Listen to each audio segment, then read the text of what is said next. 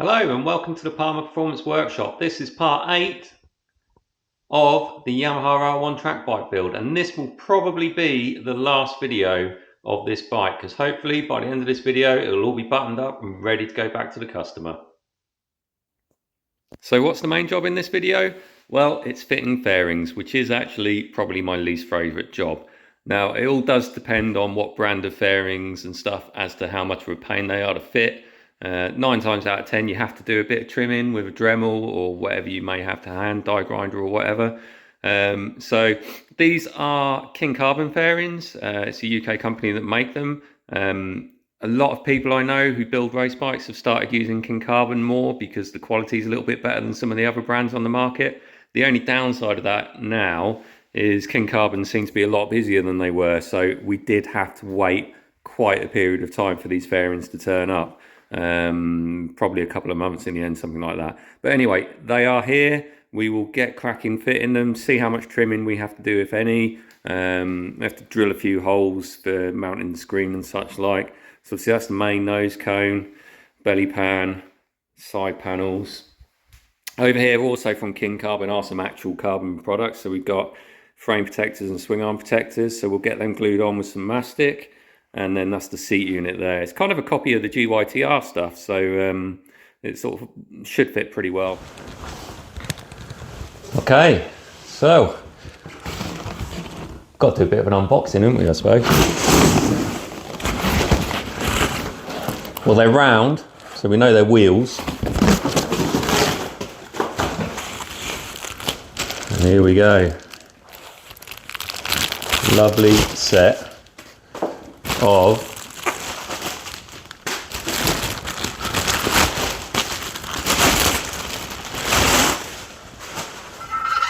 brand new Dymag wheels.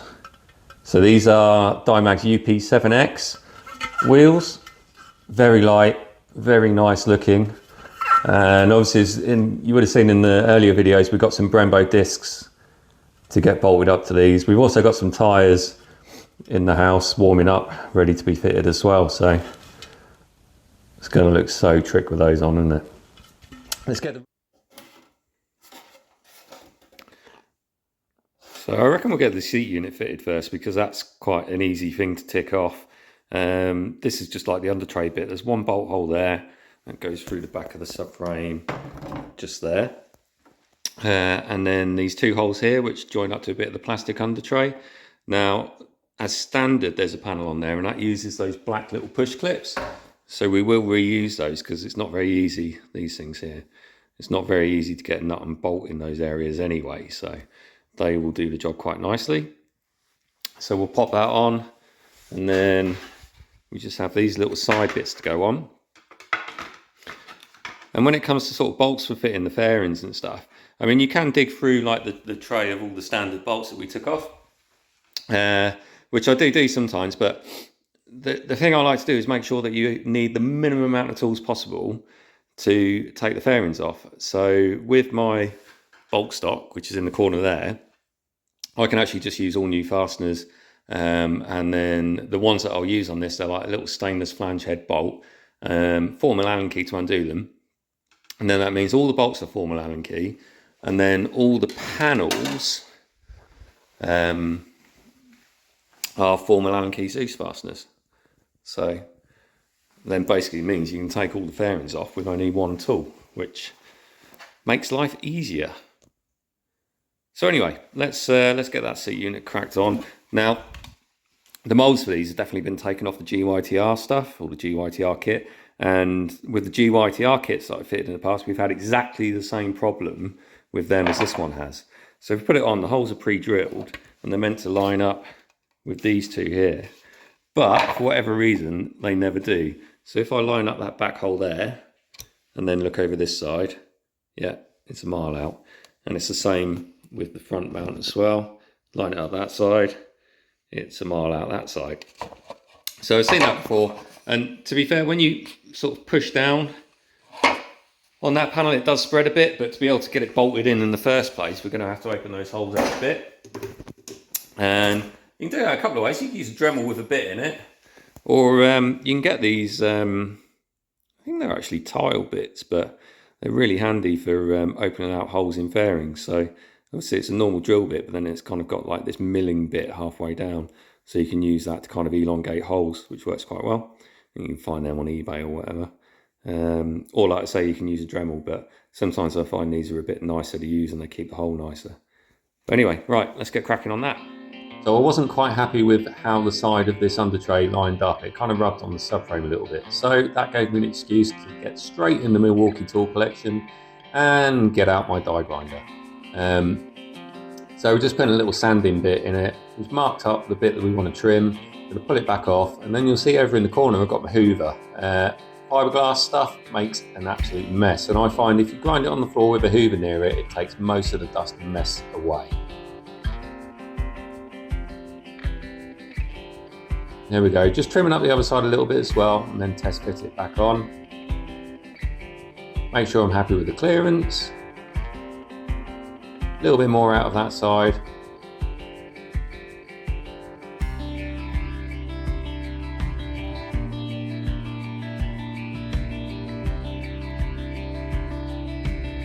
And we can start bolting on the other bits and pieces.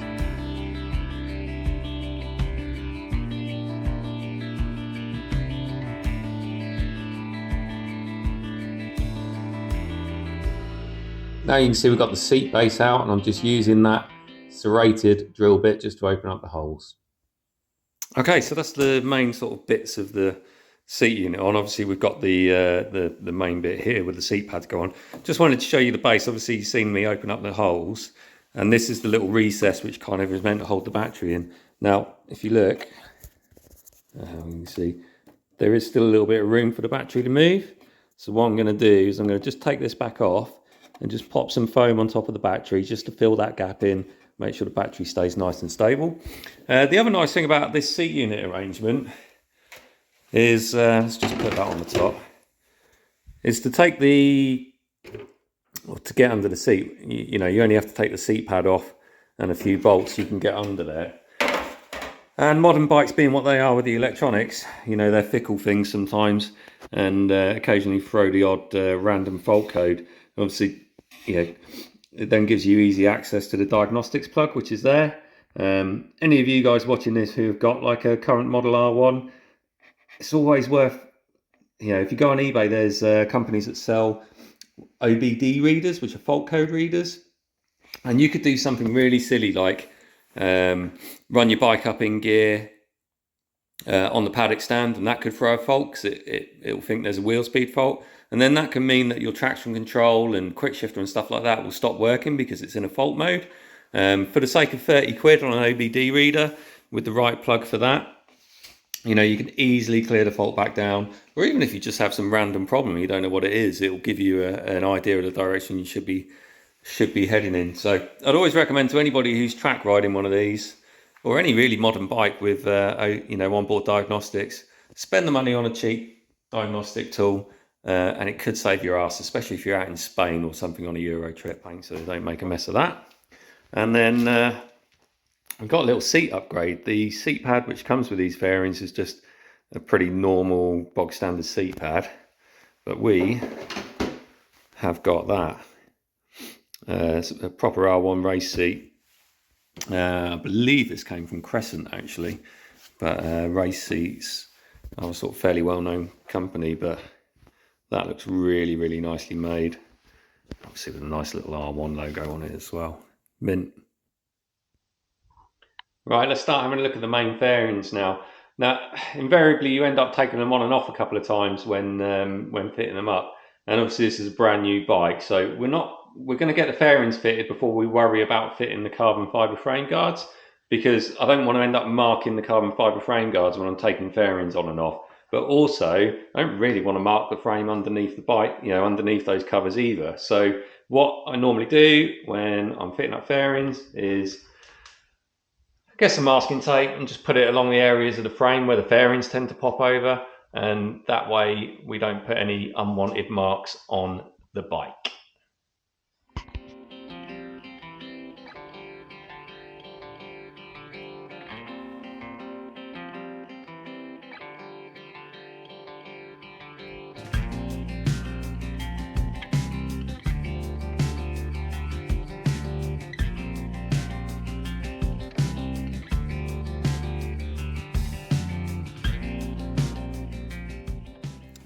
Okay, so that's the main top section sort of on. Just loosely drop some bolts in it, see how it lines up. Now, first things first, you can see this bit here is sort of trapping those wires. So I'll get the old Sharpie out and we'll just make a mark around there. So when we take them off, we'll trim around there.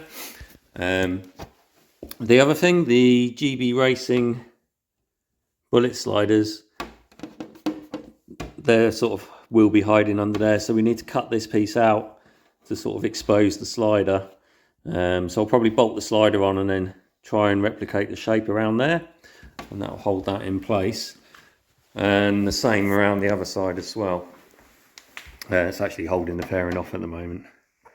So normally that would fit flush to the frame because the engine bolt sort of is stashed in there. But we'll bolt the slider on and use that as a sort of guide. So just trim this bit out here, and then that'll let that pop in behind it. And then I think the rest of this is all okay. Yeah, fits up nicely with the carbon duct. That's all good. Once I'm happy with the fit of that, I'll then think about offering the screen up. I don't like to fit the screen too early because obviously if you take it on and off, it's really easy to scratch. So the screen, that's a double bubble one from Reactive, RP Screens it's called. Now again, that's always a thing that's a pain, is getting the holes in the right place. These RP screens actually used to come undrilled. They weren't drilled, but there are some marks for screen holes on the fairings, but they don't quite line up with the holes that are in this screen. So we will line it up ourselves and then mark it and sort of re-drill it. Because by the time this is painted, sanded and painted, those holes will disappear, or those marks, if you like, will disappear, and it will look good. And that's the Milwaukee die grinder in and its keep some more. Those little sanding rolls, actually, they're really good for doing things like fairings. They're quite controllable as well. But sometimes when you want to cut like a straighter edge, I find that a Milwaukee multi-tool with a serrated blade in does a really good job of that. So you can kind of cut out some nice straight shapes and then just tidy up and round off the edges with the die grinder. Spot on.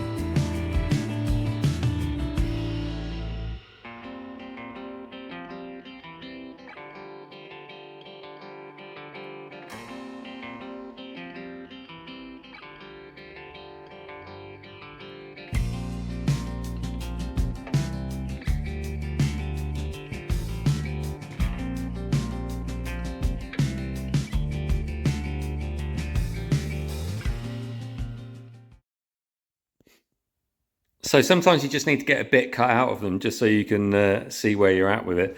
So this one's pretty good. We just need to make a bit more of a curve around there. And then that means that'll slot quite nicely in behind the GB Racing cover. And we'll just dress up these edges and round it off so it looks nice and neat. The other side, you can see now we've got clearance on these wires, which is spot on because we don't want any issues there. And you can see we've now revealed, let's find the mushroom, we've now revealed where that sits. Right, so that's the mushroom on fully in place. But the actual panel can't go back much further because it's on the ECU cover. So I'm probably just going to take out a little bit more around there, just to let it sit in nicely. And then the only other thing we need to do with this side is sort out a little bracket just to retain this piece. On the standard plastic holder that goes underneath here, there is actually a mount for the bottom of that. But yeah, so we'll just need to sort out a little bracket on that. But yeah, so this side's all trimmed up now, so it clears the GB Racing bullet slider. Now, I said obviously about the fact that there's no mount for the bottom of it here. So what we've done is we've used a Palmer Performance handy bracket. Now, these I do, all they are is a bit of laser cut stainless steel, but I mainly use these for brake fluid reservoirs, as you would have seen in previous videos, but they also come in handy for lots of different things. So all we've done is we've put one behind there. You can just see it poking out just there. It's bolted on one of the ECU bracket holes, and then another little push clip. Little push clip in. Job's a dream.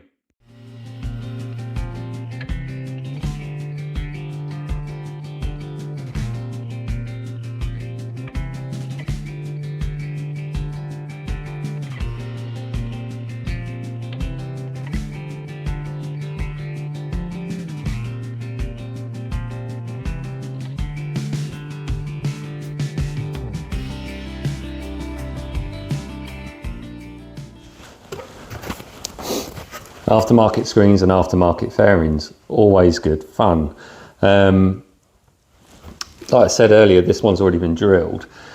Now, it would have been really easy to just drill the holes that were marked on this fairing and then hope that they'd match up with those, but let's be realistic, that ain't gonna happen.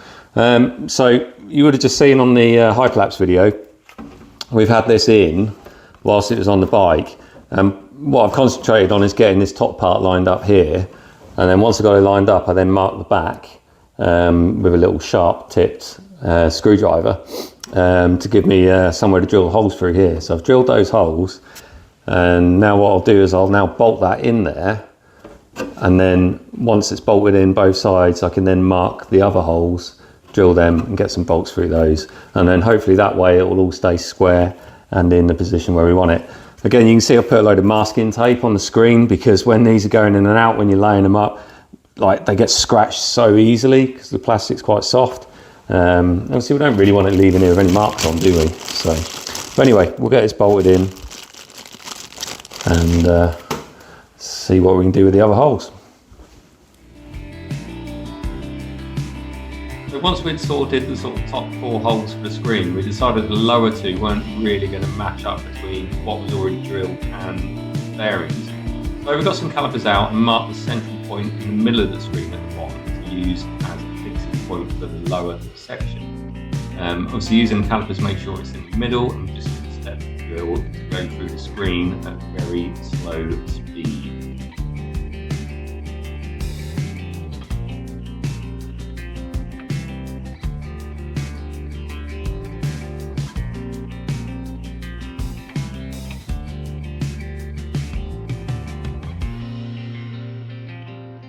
With the screen all bolted up, we can put the fairings back on, start looking at fitting the side panels and the belly pan, and see whether there's any more trimming we need to do.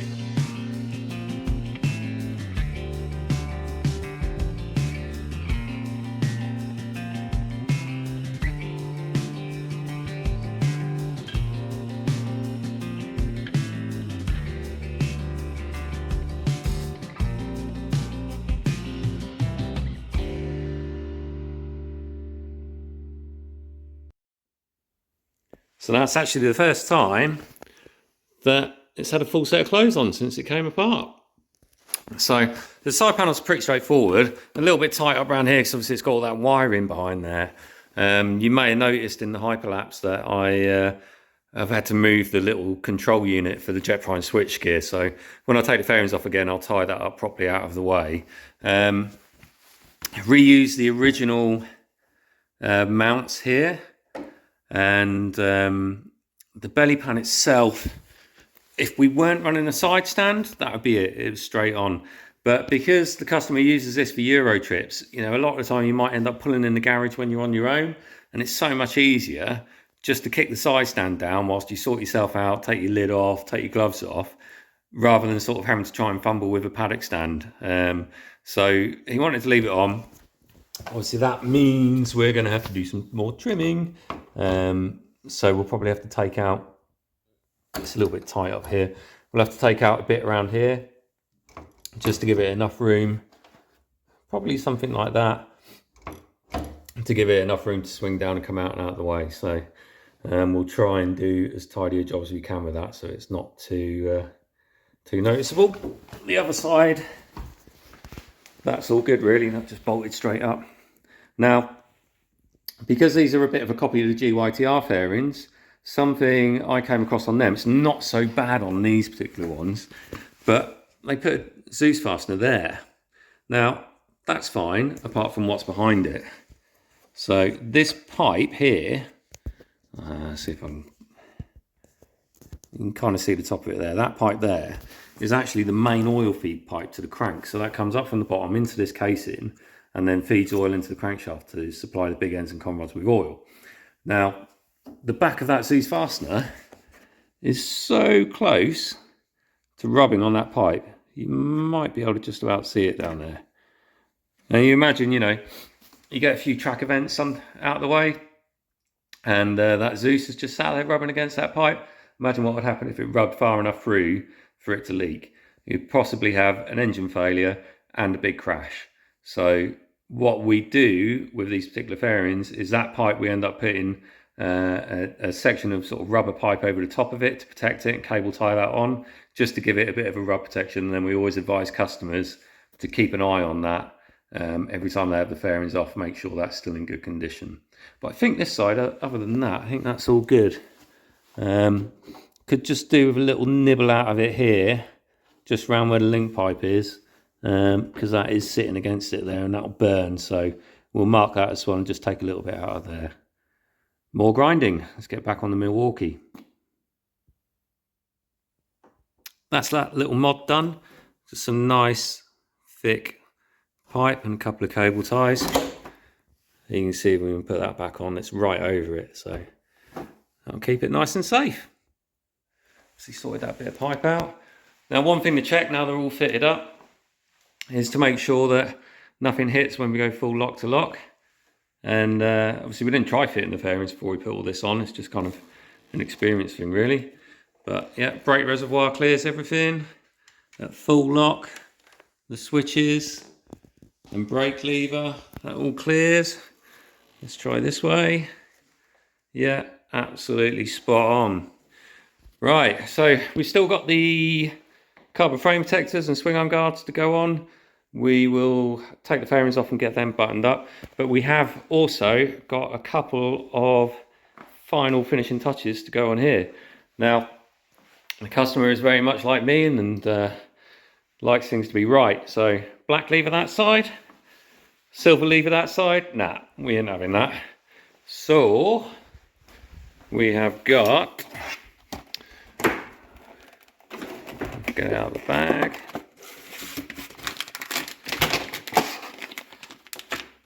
A black TWM lever to go on the clutch side. I'll match that up nicely. We have got a TWM front brake lever guard to also go on the bike. This is something new. Now, we ordered a TWM remote brake adjuster, which would normally, obviously, for adjusting the span. So you'd normally have your cable running across here and you have a little bracket with your thumb wheel on.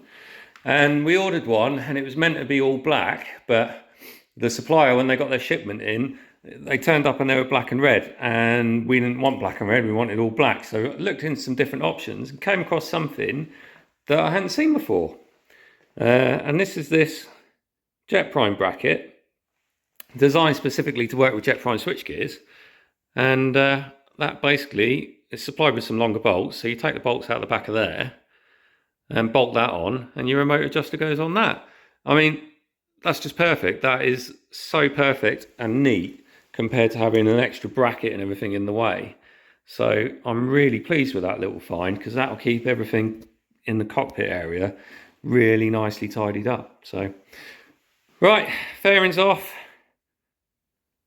carbon stuff on, last finishing touches on. And do you know what? I think we'll be there. Thank you, Milwaukee, for helping us through the pain of fitting fairings. So, fairings back off. We've just got to tidy up that little Jet Prime control unit and just cable tie it in a slightly different location to clear the fairings. And then we'll take the standard clutch lever off to replace with the new black one. Now, the standard clutch lever on a lot of bikes has a little bush in it, as you can see there. That needs to be put in the new aftermarket lever. Otherwise, when you do it up, that won't fit properly. Now we'll crack on with the span adjuster. We just need to trim the length of that. Obviously they come as a sort of standard length to fit multiple things, so once we fitted it and decided how long we want it, we'll take it back off and just trim it down with a little grinding disc.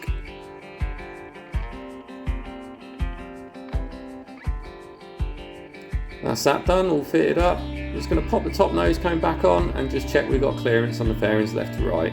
All good. Little test of the adjustment knob, spot on. And look at that. Finishing touches. What a dream.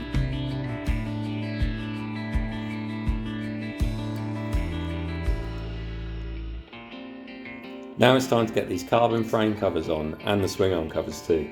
Now, always worth test fitting them before putting any sort of adhesive on them. The last thing you want to do is go to fit it and then find out that you need to trim something or take something off when you've already got glue everywhere. That could make a bit of a mess. So we've checked all that, we've got the old brake cleaner out, wiped down all the surfaces to make sure they're clean of any grease or dirt, and then we put some adhesive on, stick them in place, and then what I do is I use some long cable ties just to basically hold them nice and tight against the frame and the swing arm to make sure that the glue has the best chance to go off with the protector in the right place. So you can see here we're just gluing up the left hand one, we'll get that slide on cable tied up, we'll go around the other side and do the same, and we'll probably leave those cable ties on for a couple of days, give the glue a really good chance to set off. And look at those. Then they just look so much better than just having the bare frame on show, and obviously help to protect against gravel rash.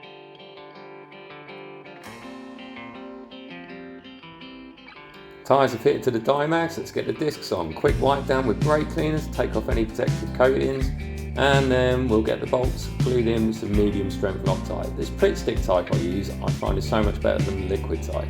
And then I'm just going to refer to my little black book of torque settings just to make sure that I'm doing them up to the right torque. I remember lots of torque settings, but sometimes it is good just to double check, especially when you're talking about safety critical items like brakes. So that's the speed ring on as well, that's that wheel done, and we'll get the front out. Same thing again, wipe the brake disc down with some brake cleaner, get them bolted up with some medium strength Loctite, torqued up, good to go.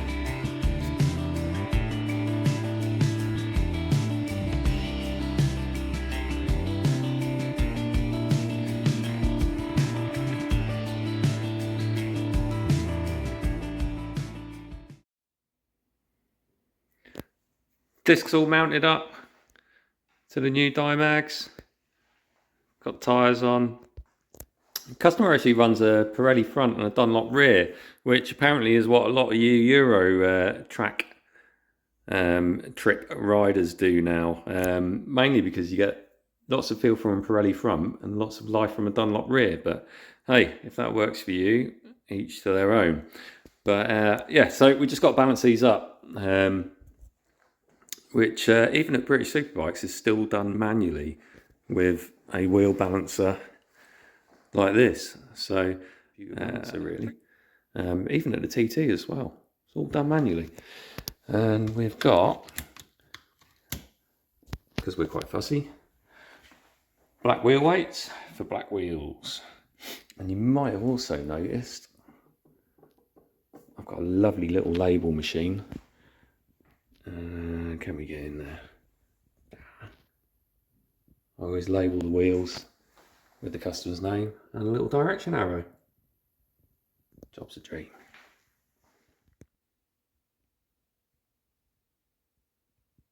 And that's it. Wheels in. Carbon protectors all on. Clutch lever changed, remote adjuster on. All we've got to do is wait for the glue to go off on all the carbon bits and we can snip the cable ties, put the fairings back on, quick little nut and bolt and last check over, and she can go off for paint.